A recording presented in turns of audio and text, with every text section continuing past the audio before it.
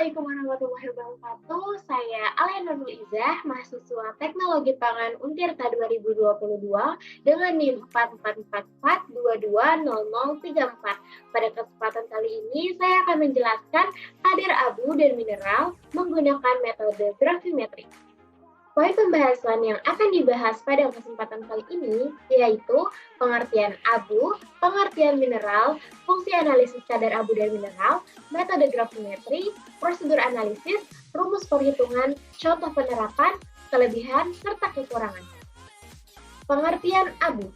Abu merupakan campuran dari komponen anorganik atau mineral yang terdapat pada suatu bahan pangan dan merupakan residu organik dari proses pembakaran atau oksidasi komponen organik bahan pangan. Kadar abu dari suatu produk menunjukkan kandungan mineral yang terdapat dalam bahan tersebut. Hasilnya tergantung pada kemurnian serta kebersihan suatu produk yang dihasilkan.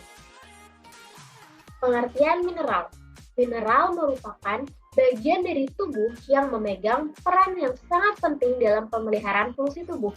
Mineral berperan dalam proses fisiologis, yaitu pertumbuhan dan pemeliharaan kesehatan. Ada dua komponen utama, yaitu makromineral dan mikromineral.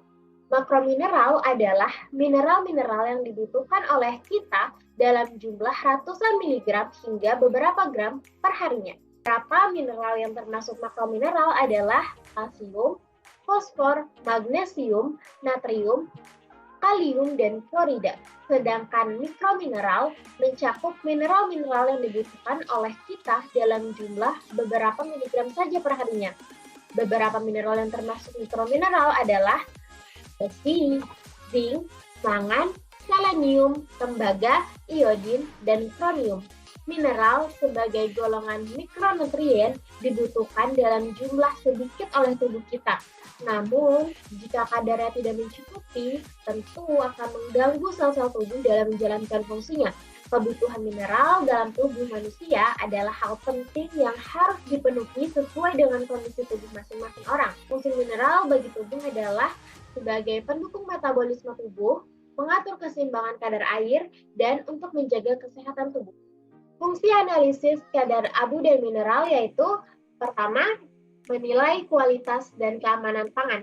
Kadar abu dapat digunakan untuk menilai kualitas bahan baku dan proses pengolahan pangan. Kadar abu yang tinggi dapat menunjukkan adanya kontaminasi seperti pasir atau tanah. Kadar mineral tertentu seperti kalsium, zat besi, dan zinc penting untuk kesehatan manusia. Pengukuran kadar mineral dalam pangan dapat membantu memastikan bahwa pangan memenuhi gizi manusia. Yang kedua, mengembangkan produk baru.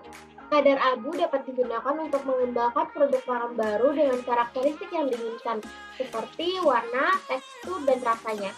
Kadar mineral dapat digunakan untuk mengembangkan produk pangan yang diperkaya dengan mineral tertentu, seperti produk pangan untuk anak-anak atau orang tua. Yang ketiga, memantau konsistensi produk. Kadar abu dapat digunakan untuk memantau konsistensi produk pangan dari batch ke batch-nya. Hal ini penting untuk memastikan kualitas produk yang konsisten dan memenuhi standar mutu. Kadar mineral dapat digunakan untuk memantau konsistensi kadar mineral dalam produk pangan dari batch ke batch. Hal ini penting untuk memastikan bahwa produk pangan memenuhi kebutuhan gizi konsumen. Yang keempat, melakukan penelitian di bidang pangan. Kadar abu dapat digunakan untuk mempelajari pengaruh berbagai faktor pada kualitas pangan, seperti jenis bahan baku, proses pengolahan, dan kondisi penyimpanan. Kadar mineral dapat digunakan untuk mempelajari pengaruh berbagai faktor pada kandungan mineral dalam pangan, seperti jenis tanah, pupuk, dan kondisi iklim. Analisis kadar abu bertujuan untuk memisahkan bahan organik dan bahan anorganik suatu bahan pangan. Kandungan abu suatu bahan pangan menggambarkan kandungan mineral pada pangan tersebut. Abu mengandung bahan organik seperti sulfur dan fosfor dari protein, dan beberapa bahan yang mudah terbakar seperti natrium, klorida, kalium, fosfor, dan sulfur akan hilang selama pembakaran. Membakar bahan dalam tanur dengan suhu 500-600 derajat Celcius selama 5-6 jam sehingga seluruh unsur pertama pembentukan senyawa organik C, H, O, dan N habis terbakar dan berubah menjadi gas. Sisanya yang tidak terbakar adalah abu yang merupakan kumpulan dari mineral-mineral yang terdapat dalam bahan. Selanjutnya, metode gravimetri.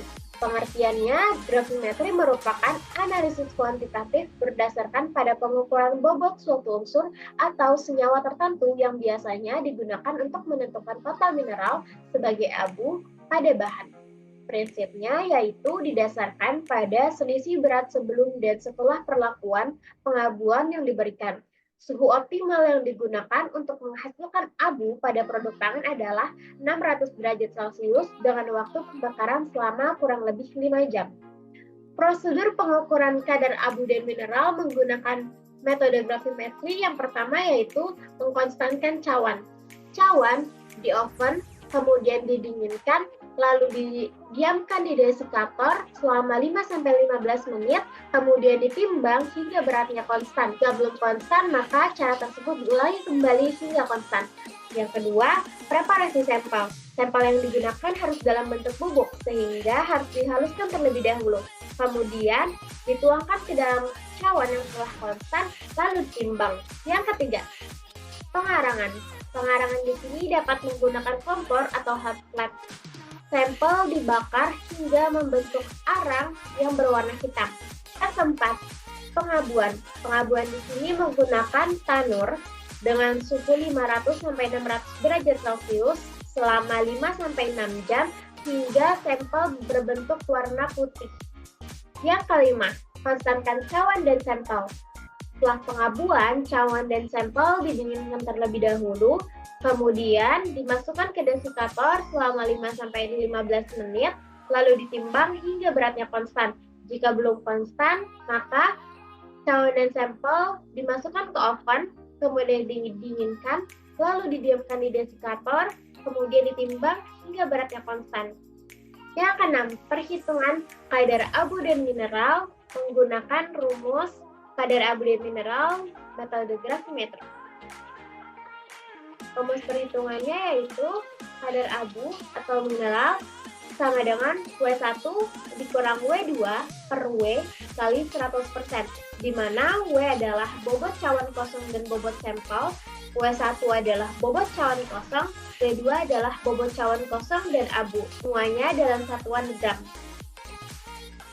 Contoh penerapan dalam industri pangan yaitu pada pengolahan tepung terigu. Dalam industri pangan, penentuan kadar abu sangat penting untuk mengetahui baik tidaknya hasil tepung terigu dan ada hubungannya dengan mineral dalam tepung terigu. Penentuan kadar abu dalam tepung terigu bertujuan untuk mengetahui banyaknya kandungan mineral dalam tepung terigu, di mana semakin tinggi kadar abu, maka semakin buruk kualitas dari suatu tepung terigu dan dapat mengakibatkan perubahan warna pada produk tersebut.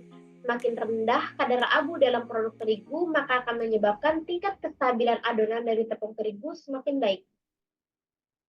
Kelebihan dan kekurangan pengukuran kadar abu dan mineral menggunakan metode gravimetri yaitu, kelebihannya yaitu, pertama, praktis. Gravimetri tidak membutuhkan zat pembanding dan alat yang terkalibrasi selain neraca analitik. Analisis gravimetri merupakan cara yang paling sederhana jika dibandingkan dengan cara analisis lainnya.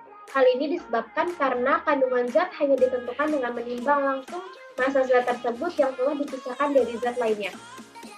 Yang kedua, akurat.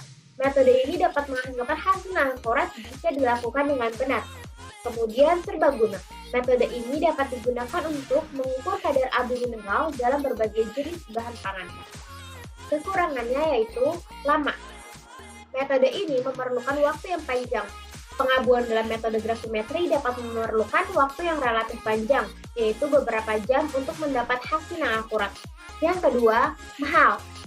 Karena membutuhkan alat-alat yang harganya mahal, seperti tanur, neraca analitik, dan oven.